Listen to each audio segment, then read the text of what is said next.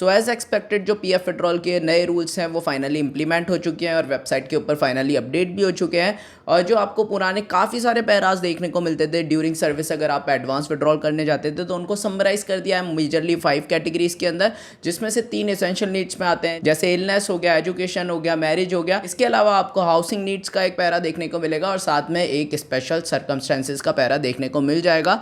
तो इस वीडियो में बात करेंगे कि किस पैरा के अंदर कितना आप विड्रॉल कर सकते हो, क्या कंडीशन है जो आपको फुलफिल करनी पड़ेगी for withdrawing under those para, और finally step by step process की कैसे आप ऑनलाइन अप्लाई कर सकते हो विड्रॉल के लिए। सो ये सारी बातें इसी वीडियो में कवर करने वाले हैं। So keep watching this video.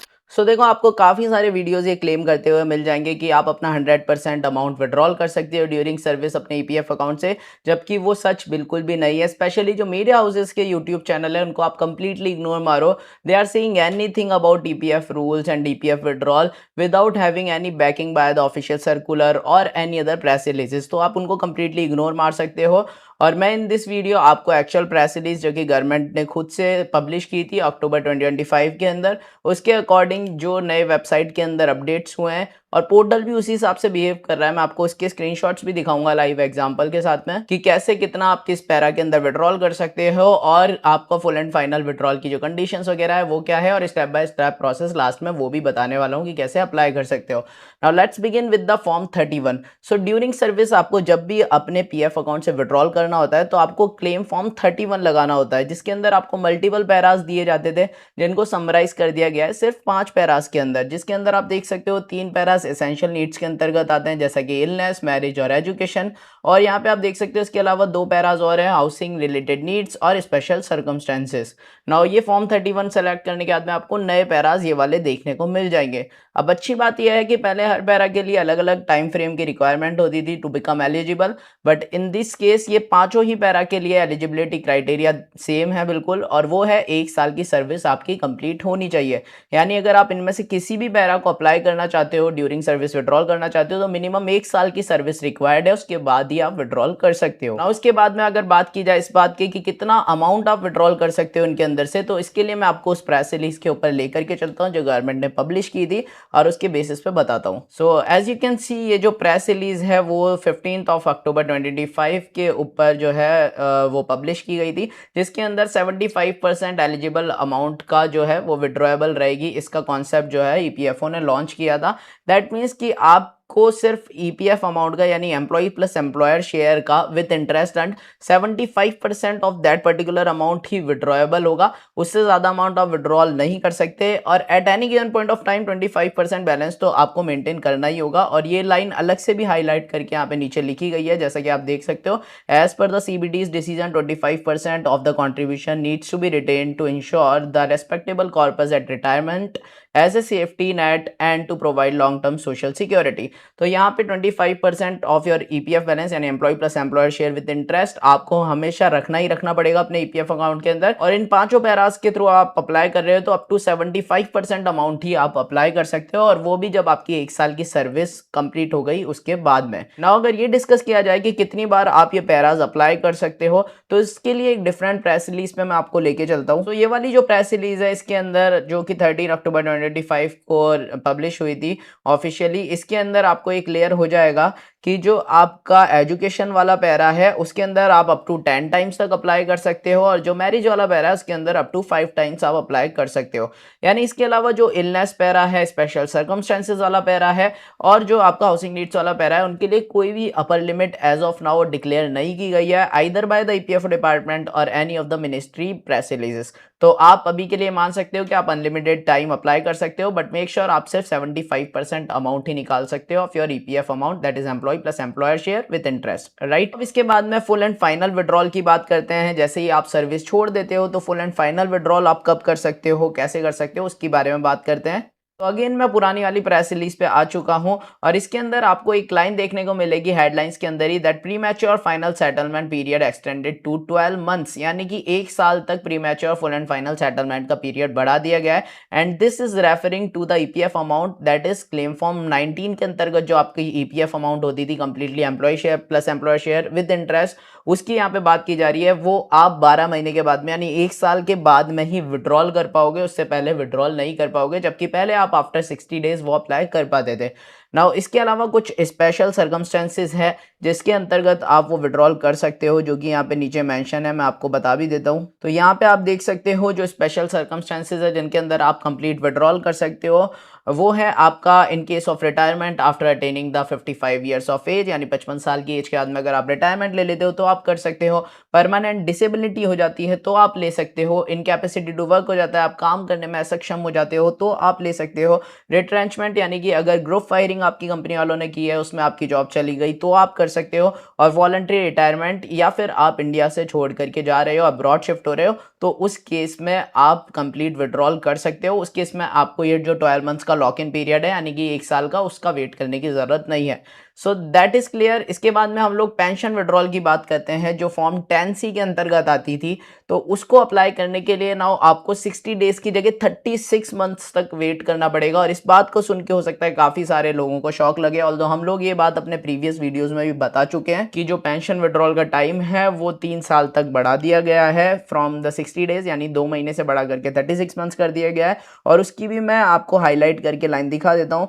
So as you can see यहाँ पे लिखा हुआ है that proposed provision allows the member to withdraw pension accumulation after 36 months instead of 2 months. This will ensure the long-term social security in the form of pension for the member and his family.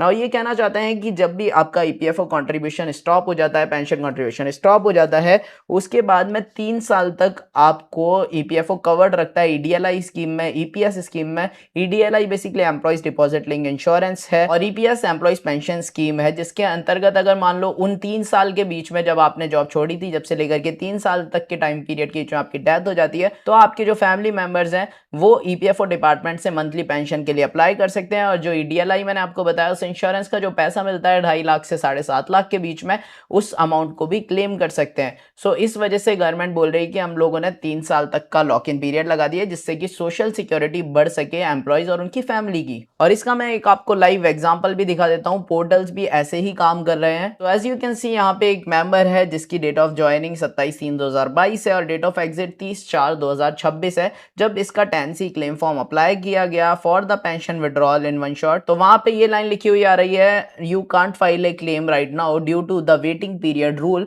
Please try again after 30/4/2029। यहाँ पे clearly 3 साल बाद की एक date लिखी हुई आ रही है कि इस डेट के बाद में आप अप्लाई करो, उसके बाद ही आप अपना पेंशन विड्रॉल कर पाओगे। यानी कि 3 साल का जो लॉक इन पीरियड है वो एप्लीकेबल हो चुका है और पोर्टल्स उसी हिसाब से बिहेव कर रहे हैं। ऑल्दो जब पीएफ विड्रॉल की बात की जा रही है तो फॉर्म 19 अप्लाई हो रहा है आफ्टर 1 ईयर। एक एम्प्लॉय का हम लोगों ने करा भी अप्लाई, तो ये क्लेम जो है वो अप्लाई हो गया था और विड्रॉल हो चुका था। ये दूसरा केस है, वो वाला केस नहीं है, क्योंकि उस केस की 1 साल भी अभी कंप्लीट नहीं हुए थे। लेकिन 1 साल के बाद में आप पीएफ निकाल सकते हो, फॉर्म 19 अप्लाई कर सकते हो, लेकिन फॉर्म 10C अप्लाई करने के लिए आपको 3 साल तक वेट करना पड़ेगा, उसके बाद ही कर पाओगे। जैसे कि पहले फॉर्म 19 10C एक साथ लगाते थे, वो अब आपको पॉसिबल नहीं है, आपको वेट करना पड़ेगा at least for 3 years. So I think ये सारी चीजें आपको क्लियर है कि कब आप कितना विड्रॉल कर सकते हो, फुल एंड फाइनल कब विड्रॉल कर सकते हो। सारे नए रूल्स जो है वो आपको समझ में आ चुके हैं। तो अब स्टेप बाय स्टेप प्रोसेस की बात कर लेते हैं कि कैसे आप विड्रॉल अप्लाई कर सकते हो। ओके, सो फाइनली अब आपको ये पता चल गया कि कितना आप निकाल सकते हो विड्रॉल। तो उसके लिए अप्लाई करने के लिए आपको क्या करना है, सिंपली पीएफ मेंबर पोर्टल के ऊपर आ जाओ, यहाँ पे अपना यूएन नंबर डाल दो और यहाँ पे अपना पासवर्ड डाल के साइन इन के ऊपर क्लिक कर दो। जैसे ही आप क्लिक करोगे एक ओटीपी आपके पास में जाएगा और ओटीपी यहाँ पे फाइल करने के बाद में सबमिट पे जैसे ही क्लिक करोगे, you will be redirected to the PF member interface. तो यहाँ पे कोई भी चेंजेस आपको देखने को नहीं मिलेंगे, मेजर सारी चीज़ें ऑलमोस्ट सेम है। हालांकि जैसे ही आप ऑनलाइन सर्विसेज के ऊपर क्लिक करोगे तो कुछ नए ऑप्शंस आपको देखने को मिलेंगे, जिनके बारे में पिछली वीडियो में ऑलरेडी मैंने आपको बता दिया था। तो अभी क्लेम की बात करते हैं। तो सिंपली आपको क्लेम के ऊपर क्लिक करना है। जैसे ही आप इसके ऊपर क्लिक करोगे सो कुछ इस टाइप का इंटरफेस आपको देखने को मिलेगा। यहाँ पे आपको अपना बैंक अकाउंट नंबर डालना है, जो भी आपका बैंक अकाउंट जुड़ा हुआ है आपके पीएफ अकाउंट से। अगर आपकी बैंक की केवाईसी नहीं हो रखी तो पहले आपको वो भी करनी पड़ेगी मेक श्योर। और जो आपका इनॉमिनी इनॉमिनेशन होता है वो भी मेक श्योर करिए कि आपका हो रखा हो। इन दोनों वीडियोस की लिंक आपको इसी वीडियो के डिस्क्रिप्शन में देखने को मिल जाएगी, साथ ही कुछ इंपॉर्टेंट वीडियोस होगी उनकी भी links. So go and check it out. उसके बाद में आप विड्रॉल के लिए अप्लाई कर सकते हो। तो जैसे ही बैंक अकाउंट नंबर डाल दोगे और चेक के ऊपर क्लिक करोगे, सो उसके बाद में कुछ इस टाइप का इंटरफेस आपको देखने को मिलेगा। यहाँ पे प्रोसीड फॉर ऑनलाइन क्लेम के ऊपर क्लिक करना है सिंपली, और उसके बाद में फिर आपसे ये फाइनली ऑप्शंस पूछेगा कि आपको कौन सा क्लेम फॉर्म अप्लाई करना है। और यहाँ पे आपको 3 ऑप्शन देखने को मिलेंगे, क्योंकि 10D वाला ऑप्शन अलग ही कर दिया गया है बिल्कुल सेपरेट यहाँ से, तो वो यहाँ पे आपको शो नहीं करेगा।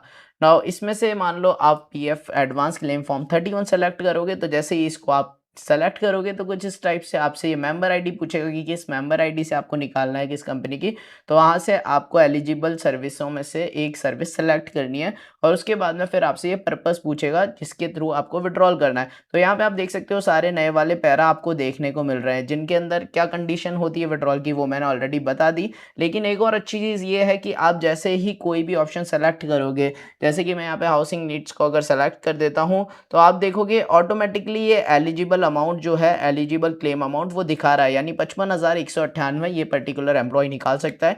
तो इससे कम अमाउंट अगर यहाँ पे डाली जाएगी तो क्लेम जो है वो सेटल्ड हो जाएगा। बट यहाँ पे एक और चीज़ इंपॉर्टेंट है देखने वाली, amount subject to change during the processing at EPFO office. यानी कि इन लोगों ने कह दिया है कि this amount is subject to change depending upon the officer decision. तो यहाँ पे आपको फिक्स जरूरी नहीं है, जितनी अमाउंट शो कर रही है एक्सपेक्टेड वो एज इट इज अगर आपने फिल कर दी तो वो मिल जाएगी, वो थोड़ी कम हो सकती है। तो ये बात आप ध्यान में रखना। इसके अलावा अगर मान लो आपने फॉर्म 31 की जगह फॉर्म 19 भी अगर सेलेक्ट करा है ना, तो भी वहाँ पे आपको एलिजिबल क्लेम अमाउंट जो है वो दिख जाएगी। लेकिन अगेन यहाँ पे भी आपको amount subject to change during processing at EPFO office लिखा गया है। ऑल्दो फॉर्म 19 के अंदर मोस्टली अमाउंट जो है वो बढ़ करके मिलती है, कम होके नहीं, क्योंकि ईपीएफओ जो है वो टिल डेट का आपका इंटरेस्ट जो है वो एक्यूमुलेट करता है, देन उसके बाद में आपकी जो अमाउंट है फुल एंड फाइनल सेटलमेंट की वो क्रेडिट करता है। सो बेसिकली ये आपको एक अच्छी चीज़ है कि यहाँ पे देखने को मिल जाएगी पहले ही। लेकिन फिर भी जो कंडीशंस मैंने आपको बताई है बेस्ड अपॉन रूल्स, वो आपको पता हो तो अच्छा है, क्योंकि हो सकता है ऑफिसर कम अमाउंट सेटल कर दे और आपको बताए कि ज़्यादा अमाउंट मिलनी चाहिए, तो उस केस में आप एक ग्रीवेंस फाइल करके रीअप्लाई कर सकते हो अपना क्लेम। सो ये बात ध्यान में रखिए। यहाँ पे आप फॉर्म 19 के अंदर जो देख सकते हो वो कंडीशन भी यहाँ पे इंपॉर्टेंट नोट के अंदर लिखी हुई है, जो कि पहले भी होती थी, ऑल्दो इसमें कुछ नया नहीं है। फॉर्म 15G की जगह फॉर्म नंबर 121 आ ही चुका है।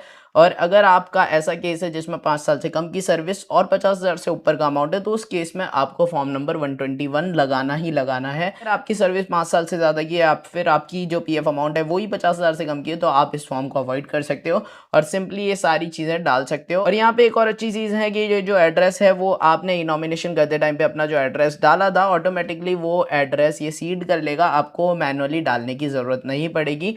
और उसके बाद में सिंपली फाइनली आप जैसे ही ओटीपी ऑथेंटिकेशन करोगे, ओटीपी सेंड करके फाइनली ओटीपी सबमिट करोगे, आपका क्लेम जो है वो सबमिट हो जाएगा। And after a few days EPFO officer will settle that claim and your amount will be credited in your bank account with in 3 days. तो इसी टाइप के इन्फॉर्मेटिव वीडियोस फ्यूचर में भी हम लोग लाते रहेंगे रेगुलरली। अब क्योंकि ईपीएफ, पीपीएस एंड डीडीएलआई 2026 ये सारी नई स्कीम्स आ चुकी है, इनके अंदर भी हम लोग रिसर्च कर रहे हैं। जो इंपॉर्टेंट बातें होगी वो हम लोग डेफिनेटली आपको वीडियोस के फॉर्म में सर्व करने वाले हैं। So again make sure to subscribe the channel, hit the bell icon and thank you so much for watching this video.